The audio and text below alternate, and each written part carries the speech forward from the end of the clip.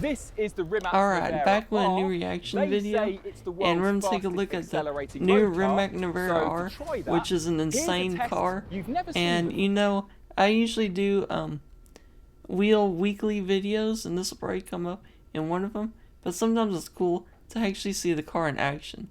So let's get straight into this reaction on a new Rimac Nevara R on the Top Gear channel. Alright, back it up here. Alright, let's see what we got. This is the Rimac Nevara R. They say it's the world's fastest accelerating road car. So to try that, here's a test you've never seen before. What? Ready? What's he doing with the 3, 2, watermelon? 1, go! We're still meloning! That is insane. It has that many G's on launch? That is insane. That didn't seem like a very safe test, but that was super insane. I've never seen anything accelerate like that. And I don't know how it keeps getting faster. I don't know how they can keep making this car faster and still be legal. Big thanks to Charlie, who's usually behind the camera, for volunteering there. Testing G-force using unbelted passengers is very irresponsible, so I used the heaviest piece of fruit I could find to show what 0 to 60 in 1.8 seconds feels like. Now, real quick before we keep going, I forgot to get my headphones today, and so I'm just playing through the speakers, so hopefully there's no echo through the mic. I don't think there will be, because there's so many reactors that don't even use headphones, so we'll just see how it goes for this video. Hits 125 miles an hour in 4.3 seconds. It's a lunatic. 125 Not miles just an hour. making sure that the 4.3. car is ready, you also have to prepare your body. Anyway, what is this car? Well, like a Porsche GT3 What is RS it? or Ferrari Speciale, it's basically a hardcore version of a Nevera. Although the straight line stuff is Why do they need to make it more hardcore? blowing, it's supposedly set up for corners. So yes, there's more power, but also more downforce, stickier tyres, and a bit less weight. It's also a direct response to some customer feedback. I'm quoting Mate Rimac himself now. When we developed the Nevara, an important part of the brief was that it should be a grand tourer. We wanted to make sure it was spacious, comfortable, finely balanced between being thrilling and accessible, something you could break records in at the Nürburgring and drive comfortably for thousands of continents. But we needed to tweak to customer desires, and many were looking for a car that really emphasised cornering ability, so we responded with the Nevara R. Now, so you got all these rich people. They go and buy a Nevara R. A Nevara, I mean. They go and buy a Nevara, and they expect it to be comfortable and nice to drive. But then they say they want something hardcore. You know, I don't think a lot of these people even really know how to drive a car on a racetrack. And so I don't know why they want something more hardcore. I think they just want something more insane to spend their money on, honestly. Sounds like the people who actually buy these things wanted something that was a bit less daily driver and more handling psycho. The R's headline specs are wild. 2,078 brake horsepower, up from 1,888 in the regular Nevera, means 0 to 186 miles an hour 6/10 faster than a Nevera. What? It's a production car that has over 2,000 horsepower. We still gotta do a video on this car. Oh man, this is insane. I'd like to dive deeper into it. 0.5 seconds faster than a Koenigsegg Jesko and 3.5 seconds faster than a Bugatti Chiron Supersport. It's also around 35 kilos lighter thanks to slightly downsized battery capacity with higher power output to uncork the best from the motors. To make sense of such unfathomable grunt, The R wears Michelin Cup 2 tyres, lighter silicon-coated brakes, and of course entirely new bodywork that generates 400 kilos of downforce at top speed. They've I just realized this whole car's carbon trademark fiber. quad motor torque vectoring magic and sharpened up the steering, all in the name of shifting the Nevera's character to be more rebellious. While my internal organs recover from being in the centrifuge, let me show you round what's probably the single most important Rimac in the entire world today, because this is no customer car. This is Rimac's factory test mule. It's the car that has to give birth to every Nevera that comes after it, and wow, has it done the hard yards. 62,000 kilometres are on the clock. It's done hot weather testing, cold weather testing, the misuse test where they fire it into curbstones and mud banks to make sure it can handle terrible drivers. It didn't even start life as a Nevera R. This was originally a standard Nevera, and once it had helped set that car up, it was evolved and upgraded with all the R bits to become the car you see before you. It's even doing some testing right now as I stand here, because it's slightly patchy, bare carbon bodywork. And you know, it's crazy the tests that they put these cars through, and I think this car has been through a lot, but the fact that it still performs, and you know, a lot of these foreign cars are low production and all this stuff, usually are real hard to get parts for, and they're real hard to maintain, and they don't hold up good, and requiring you to find these rare parts. Well, this car looks like it holds up pretty good to me. Covered in different lacquers and finishes all the way over it, so they can test how it reacts in different lights, in different weathers, and make sure it's sorted for whatever the customer might choose. It's a very busy car, and of course it's got all these R upgrades, so let me point them out to you. At the front, entirely new nose, looks way sexier than the standard Nevera with the nose cone. This is more angry gecko lizard. I think it looks fantastic. Gecko lizard. Huge front splitter. There's been a lot of aero work on the car. We'll talk about that at the back. New wheels, there are new brakes in there. Real Rimac nerds will know that this is a standard Nevera door, not the R door with different carbon work, and it has the standard side skirt. Then we come round to the real headline axe, this enormous rear wing, which works to help generate 400... Wings are getting bigger and bigger.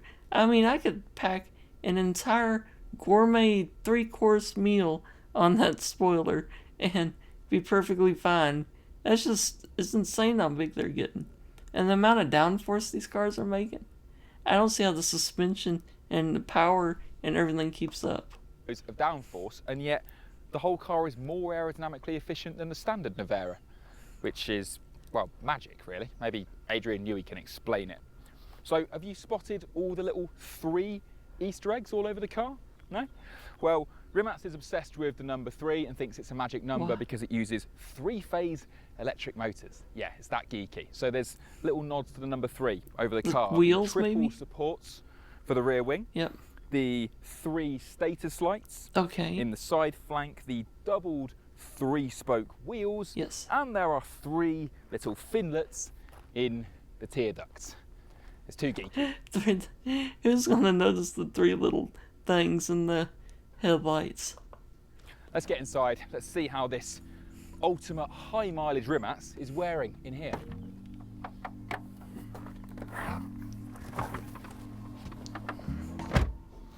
Now inside, it doesn't really feel like one of these hardcore specials in a lot of ways. I mean, there are metal door handles instead of fabric door pulls. You can see that we've got fully upholstered seats rather than carbon shells with bits of cushion. Well, I mean, it has 2,000 horsepower, so I don't have a problem hauling around some weight. And oh boy, the face I just paused that on. That's kind of funny. I do that sometimes. I just pause videos and shows just to see the faces I can get. To them, and normal seatbelts rather than harnesses. So I do think that they're trying to preserve some of that everyday usability that Mate Rimac was really proud of in the original Nevera.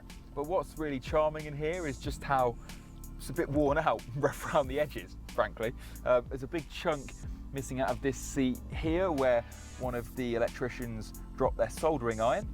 The steering wheel's morphed from bright blue to... Right. They dropped their soldering iron. I bet there's a little smoke in that car at one point. kind of brown, where the Alcantara's been worn away and the Nevara logo's completely disappeared from the bottom of the steering wheel. And then if you look down here, you'll see there's big electrical test gubbings going on there. There's random bolts and gaffer tape in the footwell.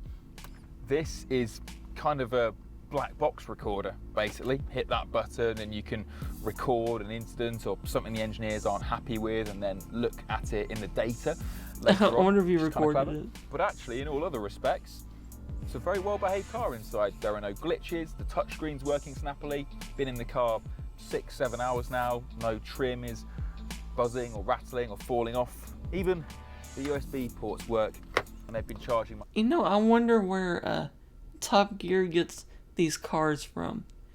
You know, it's crazy how these companies just give Top Gear cars, and then they find the most beautiful areas in the world to record. And then it brings me back to old Top Gear and even Grand Tour, where even whenever they have ratchet broken down cars, that they get to just go to the most beautiful place in the world. And I don't know how they book that and plan that, and it's just a lot of work, I would assume, that goes into that. Right, so if anyone out there is buying one of the 40 Nevara Rs, this level of wear and tear, this level of heavy use, this is what you're aiming for. Finding buyers has been the Nevara's problem. Though it's outsold all the other electric hypercars, there are still some of the 150 build slots left available.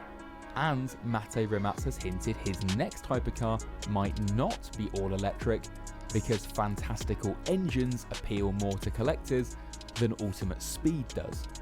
So what I wanted to work out was this: with no noise or gear shifts to play with, what's the world's most powerful street car like on a twisty, gritty country road?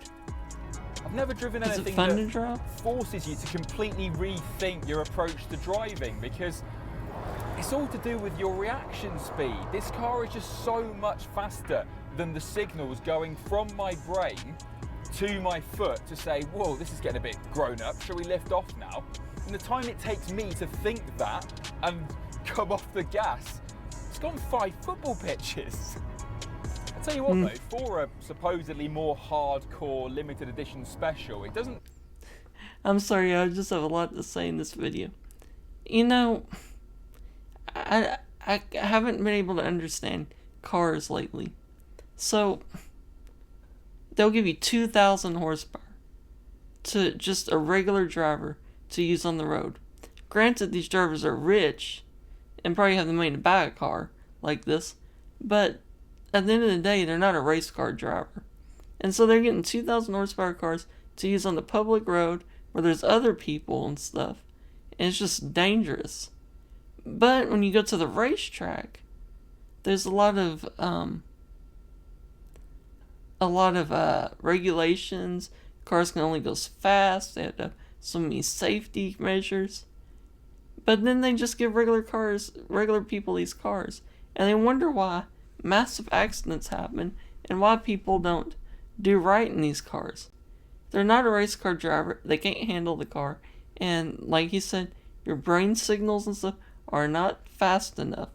You know, like F1 drivers, they do training every day to make sure their brain can keep up with the car and reaction times. But they can't do that with these cars. Anyway, back to the video. Do some of the annoying things that cars like that normally do. The brakes don't squeak, it doesn't tramline and follow cambers. I mean, yeah, you hear every single little piece of grit that's rolling around in it that's being picked up by the tyres, but otherwise, if you can live with the 240, 250 k's of real world range when you are using the power, you could daily the world's quickest car. You could daily, yeah, you could. So what's it like on a normal road then? Well, as you'd expect from something dreamt up by Mate Rimac and the people who share his vision, incredibly complete. So let's rattle off a few things.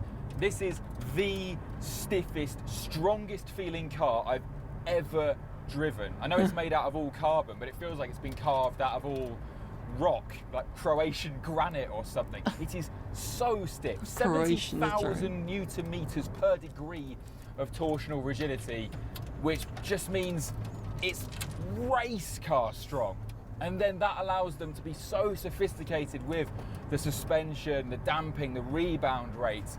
And you have that McLaren sense of the car being hugely strong, but then the suspension then being weirdly supple. It's a beautiful feeling that I wish all fast cars have. I don't understand how you can feel so many things. You know, with my disability, I'll never be able to drive a car. It just can't happen. But I'm highly obsessed with cars.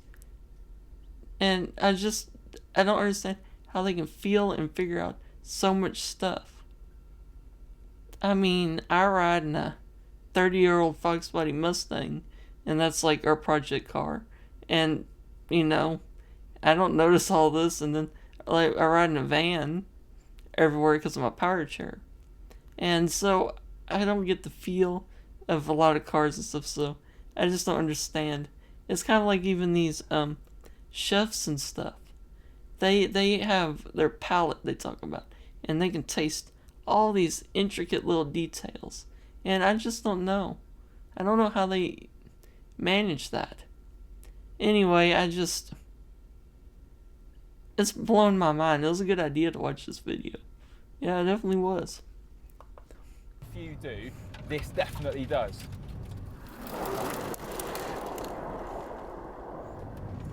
And because they've not wanted it to be a straight line car, because they want the handling and the chassis to live up to the rest of it, they've poured love and attention and I don't know how many euros into it. This was a 150 million euro learning exercise for me and the team. And they've ended up with a car which amazingly isn't overshadowed by the amount of power it's developing. The steering, again, very McLaren-like. There's this beautiful crispness just off centre that I really like. You can enjoy pouring it through corners when you're not. Someone told this guy YouTuber needs to be exciting. He's like overdoing it. The difference between the regen and then the physical brakes, fantastically judged. I never watched Top Gear, so I don't know the people. Approaching perfection. And the ramp up through the roads as you're twisting, you not only add more steering weight, but yeah, you add more stiffness, but it's still perfectly usable even in track mode on the road. You can use all of this car all of the time, or at least until speed limits say so. I have to say, after a beautiful day driving around the mountain roads of Croatia, locals seem to have a fairly liberal attitude to a speed limit. They treat it more as advice rather than the law. But it's just as well that the Nevara R is a satisfying car to drive at 60 kph because you arrive at jail speeds like that. It's extraordinary to think. Just tap it. Right now I'm doing exactly the speed limit, and yet if I held my right foot down now for 4 seconds, I'd be the fastest moving land-based object in Europe. It's a huge amount of responsibility to have on your shoulders, and whether you'd find that kind of cool to know that you've got that waiting for you, all that potential built up, or whether you'd find it unsatisfying that you could use it so infrequently, I guess that's up to you. So how do you sum the Nevara R up? I mean, it's the world's quickest car. For a lot of people, that's enough. If it was my 2.5–3 million quid and I was choosing one hypercar to rule them all, for me, I think I'd still want something with an exotic engine, probably a GMA T50, because that's what's... If you gave me the money, if I had the money to buy any of these hypercars, and I had one to pick, I'm still down for Koenigsegg, Koenigsegg's been my favorite. But I always like their anyway, I don't know. But they're older ones. And I'm not as big of a fan of the Jesko. So I don't know if I get one of those. I definitely wouldn't get a Pagani. They're pretty, but I don't know. I might get a Bugatti because everyone, was like Bugatti. They get that. But so I really don't know. I think the most insane and probably coolest one to own would be what am I trying to say? The Hennessy Venom F5 GT. That's what I would get, I think. Because American, it's insane. It's just, to me, everything you'd want something exotic to be. And I think that's what I'd probably get. See, here we go. Finish the video off. To me, but the person that this car is aimed at, the people who will buy this, they're not choosing a one hypercar. They'll already have 10 and 30 supercars and a yacht and jets, probably have their own space program. So what they're looking for is Who are not they talking about SpaceX the here? ultimate hypercar. They're just looking for the next new experience, the new thing they haven't got in any of the other cars. And the Nevara R, this performance, this completeness from a company that was founded in 2009 by a 21-year-old. A company that's younger than a Ferrari 458 Italia is now building such a complete hypercar and supplying the world's biggest car makers with their batteries. That's what makes the car and the man behind it so impressive, and there's a full walk around of his brand new factory That new Bugatti's coming to the really channel cool. soon. It's Maybe a I get that. staggering achievement. Absolutely world class. Whether you like EVs or not, whether you think hypercars are pointless or not, this thing is a landmark. And you cannot get this sensation of raw speed anywhere else.